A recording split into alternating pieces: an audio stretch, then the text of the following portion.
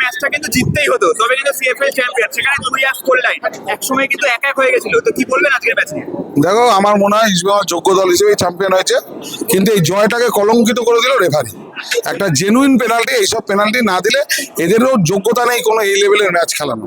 এদেরকে আরো নিচে খেপ টেপ খেলা ওই ঠিক আছে। এবং আমরা তো অফিসিয়াল কিন্তু রেড কার্ডও খেলো। সেও কাকে রেড কার্ড দেবে কাকে রেড কার্ড দেবে না রেফারির জুরিসডিকশন, কিন্তু এইসব রেফারি, এই যদি তার রেফারিং এর মান হয়, একটা এই হাই ভোল্টেজ ম্যাচে তখন যদি আমার 1-1 হয়, তাহলে তো আমি 2-1 হেড থাকতাম, 10 মিনিট হলেও তো হেড থাকতাম, তখন খেলা কি হতো কে বলতে পারে। এবং লাস্ট কোয়ার্টারে আমরা দেখলাম আপনার টিম কিন্তু বেশ অ্যাটাক করছিল। আমি একদম স্যাঙ্গুইন যে জেনুইন পেনাল্টিটা দিলে খেলার রেজাল্টটা অন্যরকম হতো। বাকি ইস্টবেঙ্গল ভালো দল এবং যোগ্য দল হিসেবেই চ্যাম্পিয়ন। রেফারি যদি ঠিকভাবে ম্যাচ পরিচালনা আজকে করতো, রেফারিদের এই মানসিক দ্বন্দ্ব কোনোদিন কাটবে না।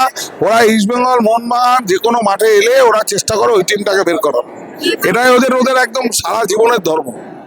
না কিচ্ছু হয় না, এসব আমি অনেক দেখেছি, কিচ্ছু হয় না। কোথাও কোনো প্রতিবাদ করে কিচ্ছু হয় না, কোথাও কোনো অভিযোগ করে কিচ্ছু হয় না, কোনোদিন হয়নি, আজও হবে না, আজ থেকে 100 বছর পরেও হবে না, এরকমই থাকে।